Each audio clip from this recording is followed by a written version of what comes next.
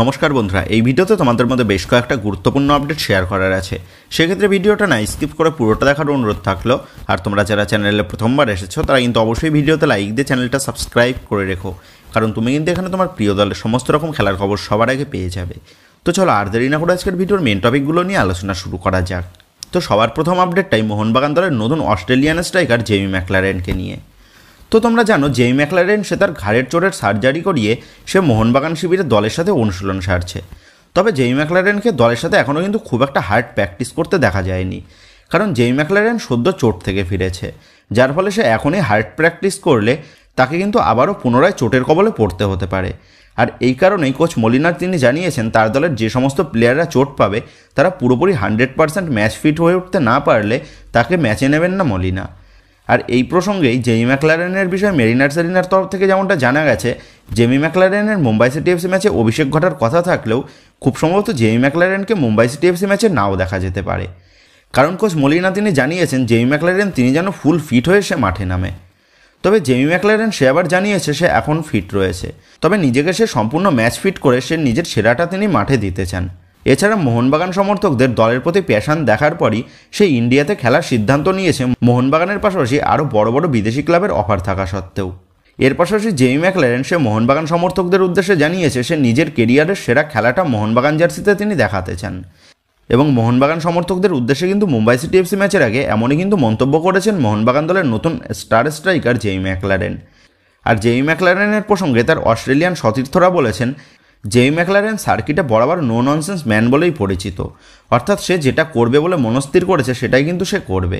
মানে Jamie Maclaren সে যেমন বলেছে সে সবুজ মেরুন জার্সিতে নিজের সেরা পারফরমেন্সটা দিতে চান, আর ঠিক সেটি করার জন্যই জেমি ম্যাকলারেন এখন কিন্তু মুখিয়ে রয়েছে। তবে এখন সবথেকে বড় প্রশ্ন এসে দাঁড়িয়েছে জেমি ম্যাকলারেন সে কবেই বা ম্যাচ ফিট হবে আর কবেই বা সে সবুজ মেরুন জার্সি পরে মাঠে নামবে, কারণ কোনো প্লেয়ারই হঠাৎ এক দেশের লিগ থেকে এসে অন্য দেশের লিগে এসে প্রথম ম্যাচ থেকেই কিন্তু নিজেকে মানিয়ে নিতে পারে না। সেই প্লেয়ারকে মানিয়ে নিতে কিন্তু বহুদিন সময় লেগে যেতে পারে, যেমনটা সাদিকুর ক্ষেত্রে হয়েছে। মোহনবাগান জার্সিতে গত মৌসুমে আর্মান্দো সাদিকু নিজের জাত চেনাতে না পারলেও এই মৌসুমে কিন্তু আর্মান্দো সাদিকু সে এফসি গোয়া জার্সিতে নিজের পুরনো ছন্দটা সে ফিরে পেয়েছে। তবে আবার ডিমিত্রি পেট্রাটস সে কিন্তু প্রথম মৌসুমেই মোহনবাগান জার্সিতে নিজেকে মেলে ধরেছিল। সেহেতু এখন এটাই দেখার বিষয় হবে জেমি ম্যাকলারেন নিজেকে কত দ্রুত ম্যাচ ফিট করে সে সবুজ মেরুন জার্সি পরে মাঠে নামে। আর জেমি ম্যাকলারেন দ্রুত ফিট হয়ে উঠতে না পারলে মোহনবাগানের ACL 2 এর যে প্রথম ম্যাচ রয়েছে, অর্থাৎ 18 তারিখ রবসানের বিরুদ্ধে যে ম্যাচটা রয়েছে সেই ম্যাচে কিন্তু মোহনবাগানকে অনেক সমস্যায় পড়তে হতে পারে। তো যাই হোক, জেমি ম্যাকলারেন এখন কত দ্রুত ম্যাচ ফিট হয়ে উঠতে পারে সেই দিকেই কিন্তু এবার নজর থাকবে সকল সবুজ মেরুন সমর্থকদের। তো যাই হোক বন্ধুরা, এবার নেক্সট আপডেটটা বেরিয়ে আসছে আনোয়ার আলীর সাগা নিয়ে। তো দীর্ঘ মাসখানেক পর আনোয়ার আলীর সাগা নিয়ে কিন্তু গতকাল চূড়ান্ত সিদ্ধান্ত জানানো হয়েছে পিএসসির তরফ থেকে। মোহনবাগানের সাথে আনজাস্টভাবে কন্ট্রাক্ট টার্মিনেট করার জন্য পিএসসি আনোয়ার আলীকে 4 মাসের জন্য ব্যান করেছে, এবং আনোয়ার আলীর পাশাপাশি ইস্টবেঙ্গল ও দিল্লি এফসি তাদেরকেও কিন্তু 2টো করে ট্রান্সফার উইন্ডোর জন্য ব্যান করা হয়েছে। এছাড়া ক্ষতিপূরণ হিসাবে আনোয়ার আলী, ইস্টবেঙ্গল ও দিল্লি এফসি তারা সবাই মিলে মোহনবাগানকে 12.9 কোটি টাকা ক্ষতিপূরণ দেবে। তবে আনোয়ার আলী ইস্টবেঙ্গলের সাথে যে চুক্তিপত্রে সই করেছিল সেই চুক্তিপত্রে রঞ্জিত বাজাজ উল্লেখ করে দিয়েছিল আনোয়ার আলীর ভবিষ্যতে যে সমস্ত ফাইন হবে সেটা দিল্লি এফসি দেবে না, অর্থাৎ ইমামি ইস্টবেঙ্গল ম্যানেজমেন্ট ও আনোয়ার আলীকেই কিন্তু মেটাতে হবে 12.9 কোটি টাকা। সুতরাং 12.9 কোটি টাকার হাফ দেবে ইস্টবেঙ্গল এবং হাফ দেবে আনোয়ার আলী। তো পিএসসির তরফ থেকে গতকাল আনোয়ার আলীর বিষয়ে কিন্তু এই চূড়ান্ত সিদ্ধান্তটাই জানানো হয়েছে। তো এখানে বেসিক্যালি দেখতে গেলে আনোয়ার আলীর জন্য ইস্টবেঙ্গলের মোট খরচ হলো প্রায় 33 কোটি টাকার কাছাকাছি, আনোয়ার আলীর ট্রান্সফার ফি, আনোয়ার আলীর স্যালারি এবং ফাইন মিলিয়ে। এছাড়া আনোয়ার আলীর কন্ট্রাক্ট পেপারে বিভিন্ন রকম বোনাসও কিন্তু অ্যাড রয়েছে। তো আনোয়ার আলীকে দলে খেলানোর জন্য ইস্টবেঙ্গলকে কিন্তু বছরে প্রায় 6.5 কোটি টাকার কাছাকাছি খরচ করতে হচ্ছে। আর একটা পার্টিকুলার ইন্ডিয়ান প্লেয়ারের পেছনে এত টাকা খরচ করাটা কিন্তু একটা অস্বাভাবিক ব্যাপার। তবে আলটিমেটলিভাবে আনোয়ার আলীকে ইস্টবেঙ্গল দল তারা নিজেদের দলে নিতে পারলেও ইস্টবেঙ্গলকে কিন্তু দিনের শেষে সেই বলদই ধরা পড়তে হলো, কারণ এই 6.5 কোটি টাকা খরচ করে ইস্টবেঙ্গল ম্যানেজমেন্ট তারা কিন্তু মাল্টিপল পজিশনের জন্য একজন দুর্ধর্ষ মানের বিদেশি ডিফেন্ডার তারা নিজেদের দলে সই করে নিতে পারত। আর আনোয়ার আলীর ডিলে রঞ্জিত বাজাজ 1 বছরের মধ্যে প্রায় 4.5 কোটি টাকার কাছাকাছি কিন্তু কামিয়ে নিয়েছে, 2 কোটি টাকা মোহনবাগানের কাছ থেকে আর 2.5 কোটি টাকা ইস্টবেঙ্গলের কাছ থেকে। তো রঞ্জিত বাজাজ সে যে কত বড় বিজনেসম্যান সেটা কিন্তু আবারও প্রমাণিত হলো, কারণ আনোয়ার আলী যে ট্রান্সফার মার্কেটে অ্যাভেলেবেল হবে সেটা কিন্তু রঞ্জিত বাজাজ নিশ্চয়ই এর আগে মুম্বাই সিটি এফসি অথবা অন্য কোনো ম্যানেজমেন্টকে কিন্তু জানিয়েছিল। আর মুম্বাই সিটি এফসি দল থেকে রাহুল বেকে বেরিয়ে যাওয়ার পর মুম্বাই সিটি এফসি তারা কিন্তু আনোয়ার আলীর ডিলে ইন্টারেস্ট দেখায়নি, কারণ তারা জানতো আনোয়ার আলীকে দল নিতে গেলে এই সমস্ত সমস্যার কিন্তু ফেস করতে হবে। আর সেই কারণেই রঞ্জিত বাজাজ কিন্তু সবশেষে ইস্টবেঙ্গলকে অফার করেছে। আর আমরা জানি দুই প্রধানের মধ্যে কিন্তু চিরকালই এরকম একটা লড়াই আমরা দেখে এসেছি এবং শেষ পর্যন্ত গিয়ে এই লড়াইটা কিন্তু ইগল লড়াইয়ে পরিণত হয়। আর সেই সুযোগেই রঞ্জিত বাজাজ তার কিন্তু পকেট ভরিয়ে নিয়েছে ইস্টবেঙ্গলের কাছ থেকে। কারণ রঞ্জিত বাজাজ জানতো আনোয়ার আলী ইস্টবেঙ্গলে আসলেও সে টাকা পাবে, আর সে মোহনবাগান দলে থাকলেও সে কিন্তু নতুন করে টাকা পাবে। আর রঞ্জিত বাজাজ সে আনোয়ার আলীকে দিল্লি এফসির সাথে কন্ট্রাক্ট টার্মিনেট করানোর সময় আনোয়ার আলীর নতুন কন্ট্রাক্ট পেপারে সে কিন্তু উল্লেখ করে দেয় পরবর্তীতে আনোয়ার আলী যা টাকা ফাইন দেবে সেই টাকার 1 টাকাও কিন্তু খরচ করবে না দিল্লি এফসি তথা রঞ্জিত বাজাজ। সেহেতু রঞ্জিত বাজাজ যে সুযোগে কতটা সদ্ব্যবহার করেছে সেটা কিন্তু এখন সকলের সামনে স্পষ্ট।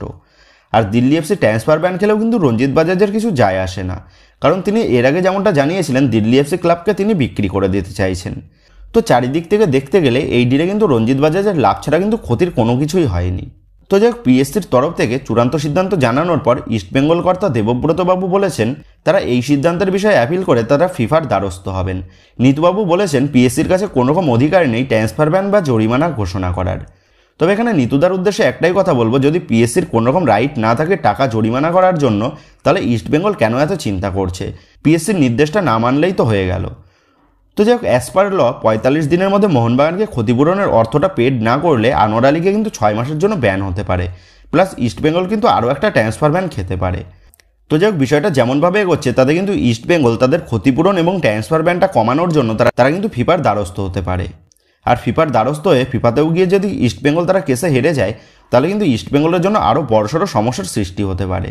তো যাই হোক, মোহনবাগান তারা আনোয়ার আলীকে হারালেও আনোয়ার আলী কিন্তু মোহনবাগানে এক মৌসুম খেলার জন্য প্রায় 13 কোটি টাকার কাছাকাছি দিয়ে গেল।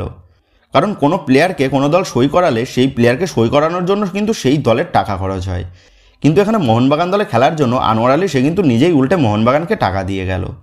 তো এখানে আনোয়ার আলীকে নেওয়ার জন্য এর আগের মৌসুমে মোহনবাগানকে ট্রান্সফার ফি প্লাস স্যালারি ধরে আনুমানিক 5 কোটি টাকার কাছাকাছি খরচ করতে হলেও 13 কোটি টাকার মধ্যে বাকি 8 কোটি টাকায় কিন্তু লাভ থেকে গেল মোহনবাগানের কাছে। তো যাই হোক, এখন শেষ পর্যন্ত এটাই দেখার বিষয় হবে ইস্টবেঙ্গল আনোয়ার আলীর কেস নিয়ে ফিফাতে যায় নাকি শেষ পর্যন্ত ক্ষতিপূরণ দিয়ে বিষয়টা এখানেই মিটিয়ে নেয়। তো যাই হোক বন্ধুরা, এই ভিডিওতেই গুরুত্বপূর্ণ আপডেট করাই তোমাদের মধ্যে আলোচনা করার ছিল। তো আশা করি ভিডিওটা তোমাদের ভালো লেগেছে। তো যদি ভিডিওটা ভালো লেগে থাকে তাহলে ভিডিওতে লাইক দিয়ে চ্যানেল সাবস্ক্রাইব করে পাশে থাকা বেল আইকনটা অবশ্যই প্রেস করে দিও। আর তোমরা যারা এখনও পর্যন্ত আমাদের সোশ্যাল মিডিয়া পেজের সাথে যুক্ত হওনি তারা কিন্তু অবশ্যই নিচে ডেসক্রিপশন বক্সের লিঙ্ক থেকে আমাদের সোশ্যাল মিডিয়া পেজের সাথে যুক্ত হয়ে যেও, কারণ এখন কিন্তু সমস্ত লেটেস্ট আপডেটগুলো সবার আগে আমাদের সোশ্যাল মিডিয়া পেজেই পোস্ট করা হয়। আর তোমরা এখন ফেসবুক এবং ইনস্টাগ্রামে গিয়ে তোমরা আমাদের এই চ্যানেল নাম লিখে সার্চ করলেও তোমরা কিন্তু আমাদের ফেসবুক এবং ইনস্টাগ্রাম পেজটাও খুঁজে পেয়ে যাবে। সেক্ষেত্রে তোমার প্রিয় দলের সমস্ত রকম লেটেস্ট আপডেট সবার আগে জানার জন্য এবং আমার সাথে সরাসরি যে কোনো বিষয়ে কথা বলার জন্য তোমরা কিন্তু অবশ্যই মনে করে আমাদের সোশ্যাল মিডিয়া পেজের সাথে যুক্ত হয়ে যেও। তো বন্ধুরা, এই ভিডিওটা এটুকুই ছিল। তো আসি বন্ধুরা, দেখা হচ্ছে পরের ভিডিওতে।